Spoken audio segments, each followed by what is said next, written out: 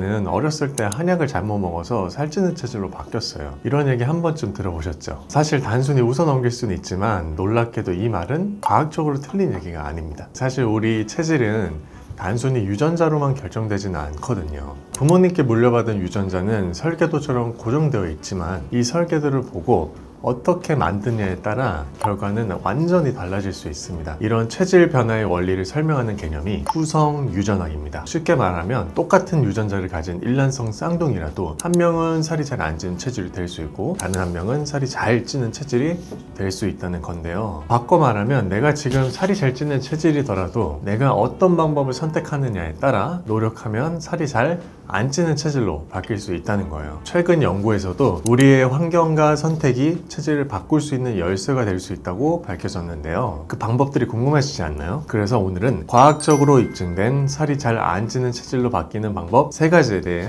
알려드리겠습니다. 본격적인 이야기 시작하기 전에 구독과 좋아요 부탁드리겠습니다. 첫 번째 방법은 다르게 먹기입니다. 살을 빼려면 무조건 적게 먹어야 한다. 혹시 이렇게 생각하셨나요? 물론 적게 먹는 것도 중요하죠. 그런데 먹는 양을 줄이는 것도 중요하지만 사실 더 중요한 건 배고픔을 덜 느끼게 하는 식사를 하는 거예요. 우리가 배고픔을 매일매일 참을 수는 없잖아요. 단순히 양을 줄이고 참기만 하다가는 이 머리는 참아야 된다고 하는데 어느 순간 내 손이 나를 배신하죠. 정신차려 보면 냉장고를 열고 있고 정신차려 보면 배달앱을 누르고 있는 내 모습. 다음날 거울 앞에서 나란 놈, 못난 놈 하고 후회를 하는 거죠. 제 환자분 중에서 이런 분들을 정말 많이 봤습니다. 그러니까 중요한 건 단순히 얼마나 먹느냐가 아니라 무엇을 먹느냐가 핵심이라는 거죠. 같은 칼로리를 먹어도 어떤 음식은 우리 몸의 대사를 활발하게 만들고 어떤 음식은 살이 확 찌게 만들거든요. 그런 관점에서 가장 중요한 건 단순당을 줄이는 건데요. 먼저 여러분들께 여쭤보고 싶어요. 여러분들 단 거 먹으면 기분이 어떠신가요? 케이크 한 조각, 달달한 바닐라 라떼 한 잔, 그리고 입안에 달달한 맛이 퍼지면 안 좋은 기분도 다시 좋아지는 것 같고, 물론 저도 그 기분 너무 잘 아는데요.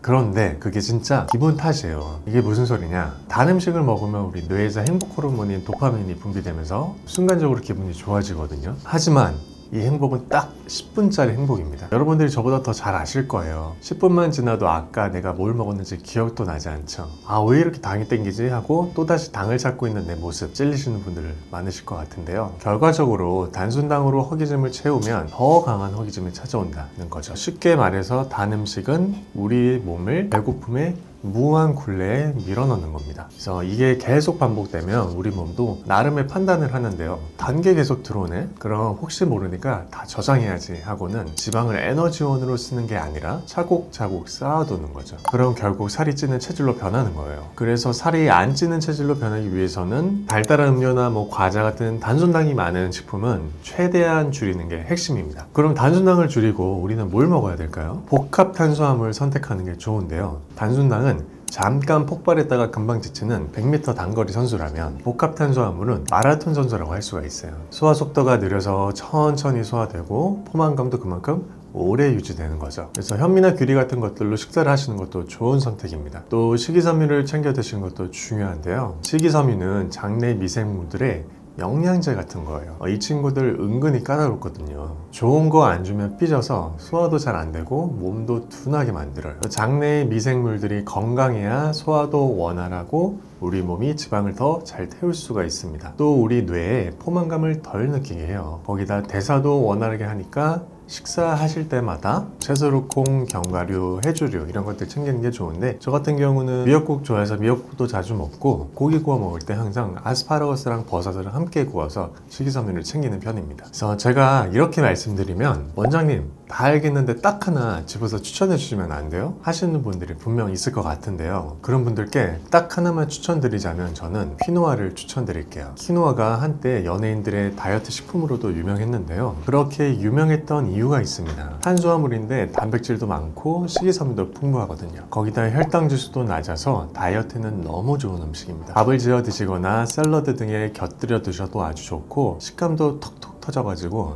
씹을 때마다 건강해지는 소리 같기도 하고요. 씹는 재미까지 있더라고요. 다시 정리하면 단순당을 줄이고 복합 탄수화물과 식이섬유 챙겨 먹기 꼭 기억하시고 살 안 찌는 체질이 되기 위해서는 여러분들도 흰쌀밥 대신에 키노아 밥, 빵 대신 키노아 샐러드 드셔보시면 좋을 것 같아요. 두 번째는 기초대사량 높이기입니다. 기초대사량은 우리가 가만히 있어도 쓰이는 에너지를 뜻하는데요. 숨을 쉬고 심장이 뛰고 체온을 유지하는데도 에너지가 필요하다는 거죠. 에이, 가만히 있는데 쓰이는 에너지가 얼마나 되겠어요? 이렇게 생각하실 수 있을 것 같은데요. 놀랍게도 기초대사량은 하루에 소비하는 총 에너지의 약 70%를 차지합니다. 즉 우리가 하루 동안 소비하는 칼로리의 대부분이 움직이지 않아도 자동으로 소비된다는 뜻이에요. 물론 그렇다고 가만히 숨만 쉬어도 살이 빠진다는 얘기는 아니고요. 하지만 이 기초대사량이 높으면 가만히 있어도 몸이 더 많은 에너지를 쓰기 때문에 같은 양을 먹어도 살이 덜 찌고 같은 운동을 해도 살이 더 잘 빠지는 체질이 된다는 거죠. 반대로 기초대사량이 낮으면 조금만 먹어도 살이 찌고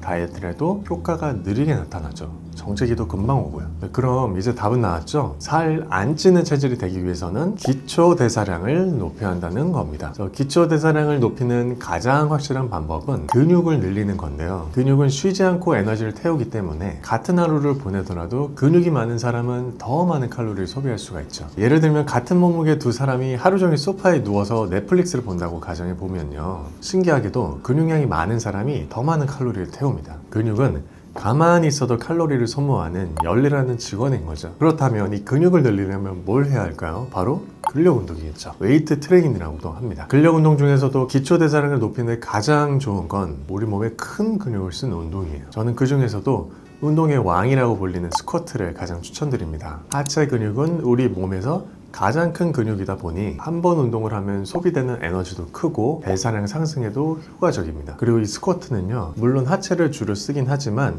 결국에는 우리 어깨, 복부까지 다 사용하는 전신 근육 운동이기 때문에 하체 운동 중에서도 가장 효과가 좋다라고 생각하시면 좋을 것 같습니다. 제가 환자분 사례를 하나 말씀드리고 싶은데요. 이분은 운동을 거의 안 하고 다이어트 할 때마다 무조건 적게 먹기만 하는 분이셨어요. 문제는 이분이 늘 처음엔 살이 잘 빠지세요. 그러다가 조금만 먹어도 요요가 다시 오는 분이셨거든요. 그런데 알고 보니 운동을 안 해서 다이어트 중에 이제 근육량이 계속 줄고 기초대사량도 점점 낮아져서 조금만 먹어도 바로바로 살이 찌는 몸이 되셨던 거죠. 그래서 제가 하체 운동, 특히 스쿼트를 추천해 드렸어요. 그래서 처음엔 제가 운동을 한 번도 안 했는데 이걸 할 수 있을까요? 라고 걱정하시더라고요. 무리하지 말고 하루에 10개씩 3세트부터 시작해서 천천히 개수를 늘려나가셨어요. 그래서 이 환자분이 몇 달 뒤에 저한테 그러시더라고요. 원장님, 제 체질이 바뀌었는지 이제는 요요가 안 와요. 환자분이 꾸준하게 좋은 음식을 먹으면서 스쿼트를 하시니까 기초대사량이 천천히 높아지면서 몸이 자연스럽게 에너지를 더 많이 쓰는 상태가 되는 거였죠. 이렇게 스쿼트가 좋은 효과를 낼 수 있으니까 여러분들께 정말 강추드리고요. 방법이 궁금하시면 제 예전 영상 참고하시면 좋을 것 같아요. 그리고 가끔 어떤 분들은 근력 운동하면 몸이 너무 커질까 봐 무서워요. 스쿼트 하면 다리 굵어지는 거 아니에요? 이런 걱정을 하시는 분들도 있는데요. 그런 걱정은 마세요. 스쿼트 좀 한다고 절대 할 것처럼 되진 않으니까요.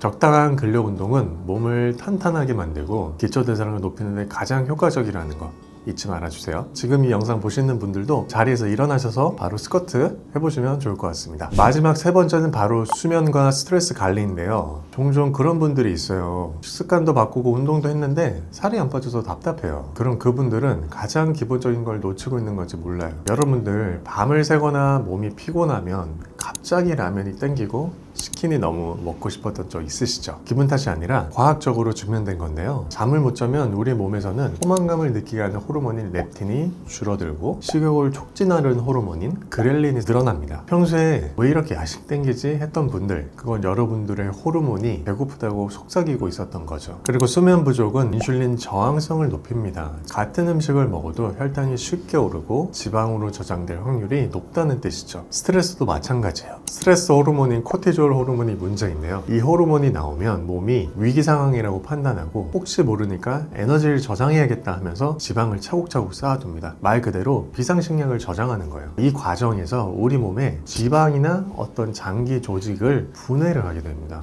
즉 우리 몸에 필요한 근육이나 어떤 조직들은 약해지고 지방은 늘어나는 거겠죠. 그렇기 때문에 스트레스가 만병의 근원이라고 하는 겁니다. 그러니까 스트레스 받으면 음식이 더 당기는 데는 다 이유가 있었던 거죠. 결국 하루에 7에서 8시간 숙면을 취하고 스트레스를 해소할 수 있는 나만의 방법을 찾는 게 정말 중요한데요. 가끔 이런 분들이 있더라고요. 저는 5시간만 자도 별로 안 피곤해요. 그런데 이건 몸이 적응한 거지 절대 몸에 좋은 게 아니에요. 반드시 충분한 수면을 하셔야 호르몬 균형이 잡히고 살이 찌기 쉬운 몸에서 벗어날 수가 있습니다. 그래서 환자분들이 이렇게 많이 물어보세요. 저는 식단도 잘하고 운동도 열심히 하는데 왜 살이 안 빠질까요? 그러면 저는 항상 평소에 잠은 얼마나 주무세요? 주무실 땐 푹 주무시는 편이세요? 항상 물어봅니다. 그러시면 대부분이 이것저것 하다가 2-3시에 자고 아침에 출근해야 되니까 7, 8시쯤 일어나요. 그렇게 말씀하시더라고요.